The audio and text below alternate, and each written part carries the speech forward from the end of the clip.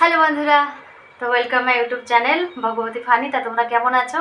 আশা করি খুব ভালো আছো। আমি খুব ভালো আছি। তা ভগবতী ফানির মধ্যে তোমরা এটাই ভাবছো হয়তো ভগবতী ফানি আমার শর্ট ভিডিও হচ্ছে সব ফানি, আর লং ভিডিও যেগুলো সেগুলো আমি ভালো ভালো দেখে ভালো ভালো মাছ ফাছ এগুলো সব দেখে ভালো রেসিপি আমি তৈরি করি, যেটাকে ব্লগ বলা হয়। তা চলো আজকে একটা ইউনিকভাবে আমি একটা ইলিশ মাছ এনেছি, রান্না করব।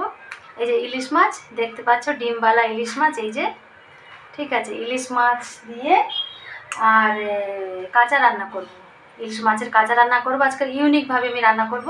তা চলো তাহলে দেখা যাক কিভাবে রান্না করা যায়। ইলিশ মাছ দিয়ে দই দিয়ে আর কাঁচা লঙ্কা, টমেটো কুচি, আর এখানে তোমার আছে কাজু আর চাল মগজ আছে। এটাকে আমি শিলে বেটে নেবো। আমি যত সব আমি করি, কুকিং যত সব আমি রেসিপিগুলো তৈরি করি সব আমি শিলে বেটে তৈরি করি। তাহলে চলো দেখা যাক, শুরু করা যাক। হ্যালো বন্ধুরা, তো চলো তাহলে বেগুনগুলো ভেজে নিই। এবার আজকে বেগুন দিয়ে ইলিশ দিয়ে রান্না করব। বেগুনগুলো লাল লাল করে ভেজে নিই। চলো তাহলে বন্ধুরা, এই যে বেগুন ভাজা হয়ে গেছে, পুরো নরম তুলতুল, পুরো রসগোল্লার মতন ভাজা হয়ে গেছে। এবার নামিয়ে নেবো, তরকারিটা চাপানো যাক।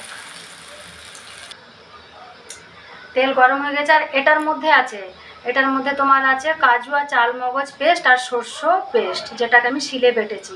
ঠিক আছে, এর মধ্যে সবই কিছু মশলাপত্র দিয়ে এই তেলের মধ্যে দেব। মশলাটা গুলিয়ে নিয়েছি। এবার এর মধ্যে দেব লবণ, স্বাদ অনুসারে লবণ। এর মধ্যে দেব হলুদ। এর মধ্যে দেব ধনে গুঁড়ো দিয়ে দিলাম। লঙ্কাটা আমি পরে দেব, ঠিক আছে। ধনে গুঁড়ো দিয়ে দিলাম। এবার দিয়ে দেবো তেলের উপরে জিরে, ঠিক আছে, দিয়ে দিলাম। এবার দিয়ে দেবো এই মশলাগুলো দিয়ে দেবো।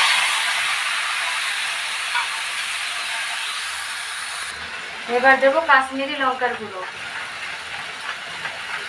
অল্প দেবো কালার হওয়ার জন্য। আজকে তরকারিটা শুধু কালার দেখবে, কালার দেখতে পেয়েছো। এবার এর মধ্যে দিয়ে দেবো কাঁচা লঙ্কা,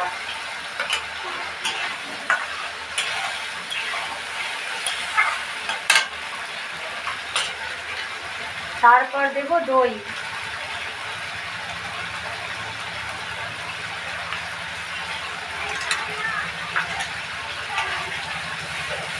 কালারটা দেখো, তরকারি শুধু কালারটা দেখো তোমরা।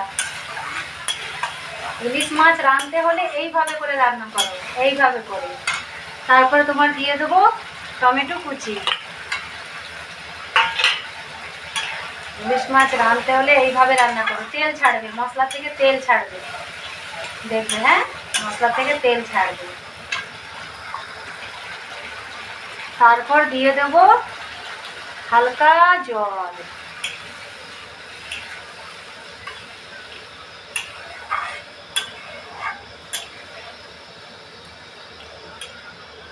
এর উপরে দিয়ে দেবো বেগুন আর মাছ।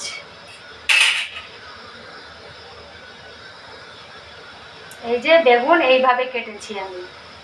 এই যে মাছে যে নুন হলুদ মাখিয়ে রেখেছিলাম, সেই মাছগুলো এবার এর উপরে সুন্দর করে গুছিয়ে দিয়ে দেবো। ঠিকই আছে, এবারে চলো তরকারি ফুটলে দেখাচ্ছি। হ্যালো বন্ধুরা, এবার তাহলে চলো দেখি তরকারিটা কত দূর হলো। ও তেরি, পুরো মাপে মাপে হয়ে গেছে তরকারি। এই দেখো, পুরো গ্রেভি গ্রেভি মতন মাখা মাখা, যেটাকে আমাদের বাংলায় শুদ্ধ ভাষায় বলে মাখা মাখা হয়ে গেছে। এবারে তরকারিটা নামিয়ে নেবো। তা আমার এই ছোট্ট ব্লগটা তোমাদের পাশে কেমন লেগেছে? যদি ভালো লেগে থাকে তাহলে নিশ্চয়ই সাবস্ক্রাইব, যে নতুন হয়ে থাকো চ্যানেলটাকে সাবস্ক্রাইব করে দিয়ে লাইক কমেন্ট করে পাশে থেকেও নিত্য নতুন ভিডিও দেখার জন্য, ঠিক আছে। তা আমার রেডি হয়ে গেছে ইলিশ বেগুন। তোমরা এইভাবে তৈরি করে ট্রাই করতে পারো, অসাধারণ টেস্টি, অসাধারণ হবে। আমি এর আগেও অনেকবার করে খেয়েছি।